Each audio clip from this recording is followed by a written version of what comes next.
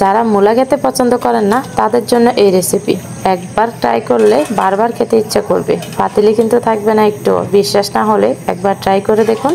এই মূলার সিজনে একবার হলে বাসায় ট্রাই করবেন, এটা এত মজার একটা রেসিপি। হ্যালো এভরিওয়ান, আসসালামু আলাইকুম, কেমন আছেন সবাই?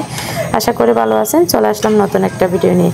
হাড্ডি দিয়ে মূলা অনেক মজার, মানে বেশিরভাগ মেজবানিতে রান্না করা হয়। আমি চট্টগ্রামে এসে অনেকবারই খেয়েছিলাম, তো অনেক মজা আমার থেকে লাগে, তো এই জন্য আমি বাসায় ট্রাই করলাম।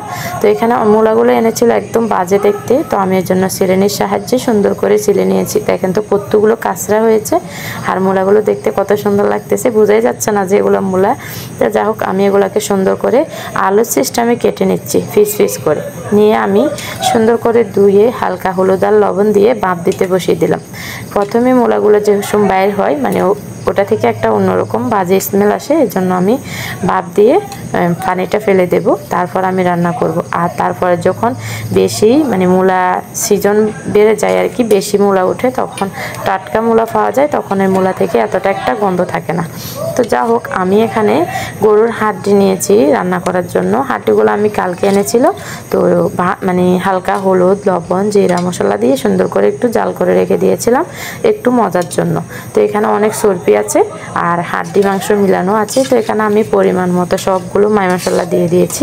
আপনারা যতটুকু মূলা তরকারি নেবেন সেই হিসাবে আপনারা পরিমাণ মতো তরকারিতে মাই মশলা ব্যবহার করবেন। তো আমি পরিমাণ মতো দিয়ে সব কিছু সুন্দর করে এখন কষাবো।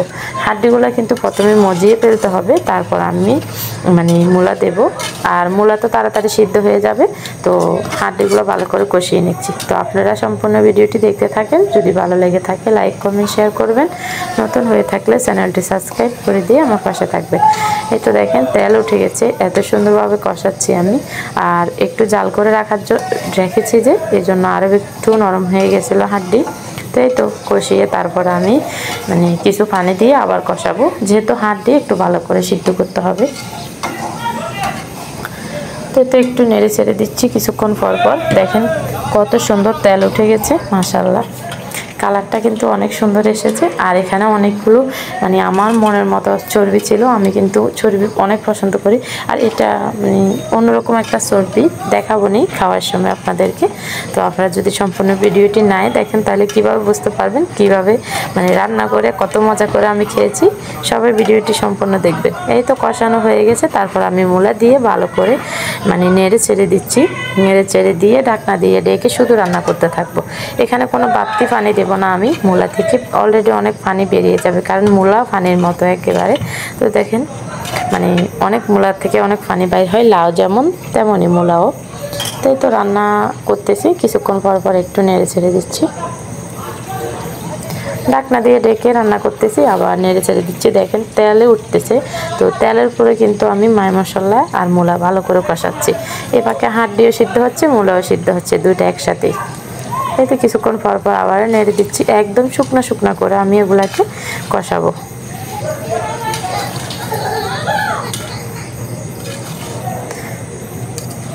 বোঝাই তো যাচ্ছে না যে এগুলো মূলা না অন্য কিছু। তো এভাবে আপনারা অবশ্যই বাসায় ট্রাই করবেন, দেখবেন খেতে এত মজা হয়।